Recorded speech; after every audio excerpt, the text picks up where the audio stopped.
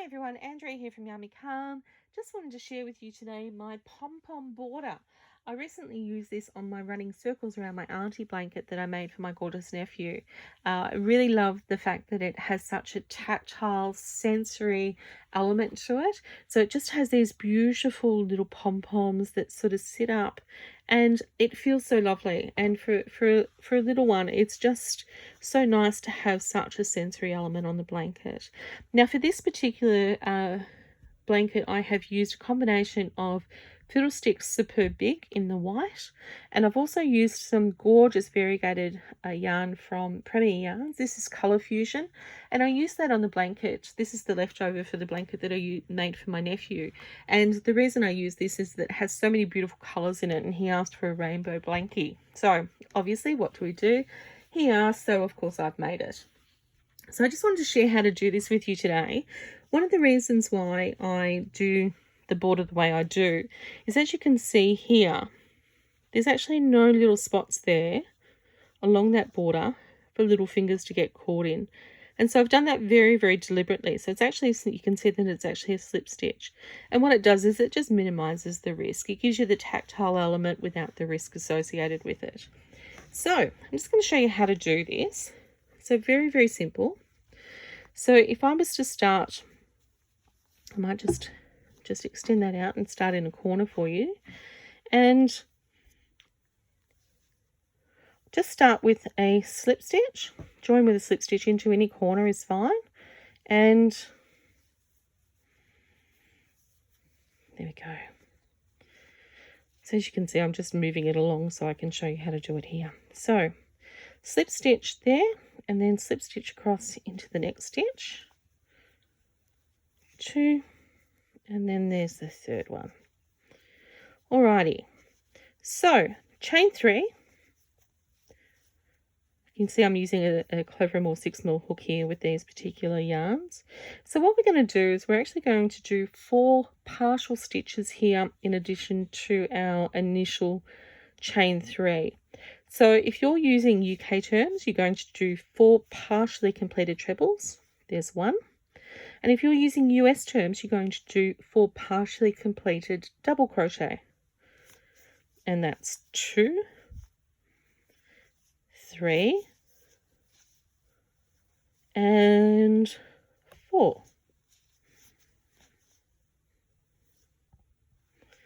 Okay, so then we're going to yarn over,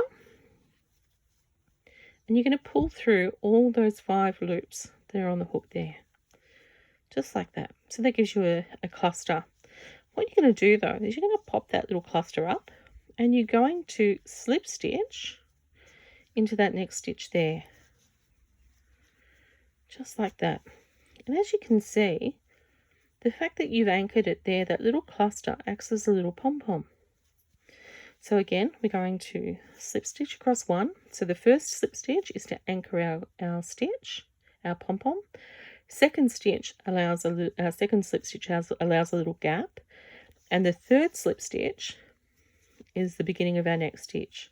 So chain 3, 1, 2, 3, and again 4 partially completed stitches.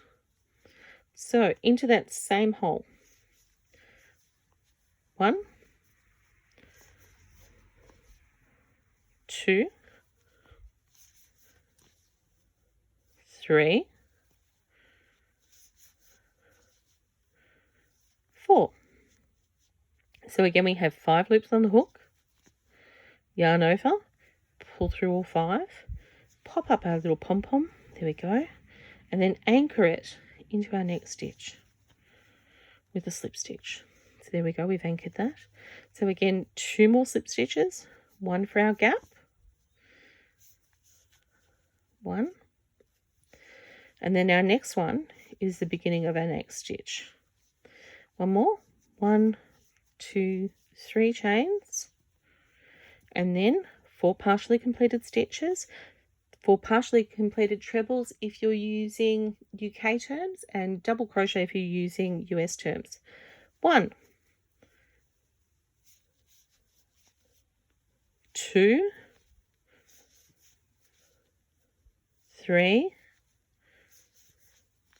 and So we have those 5 loops on our hook, yarn over, pull through all 5. There we go, pop up our little pom-pom and then anchor it into there. So then we're going to just slip stitch over to our corner. 1, 2,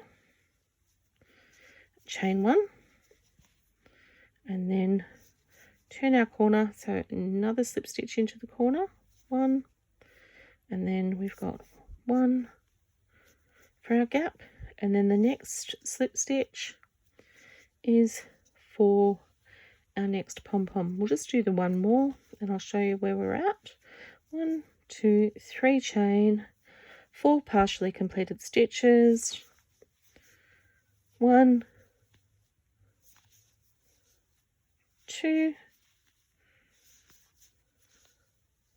3, and 4.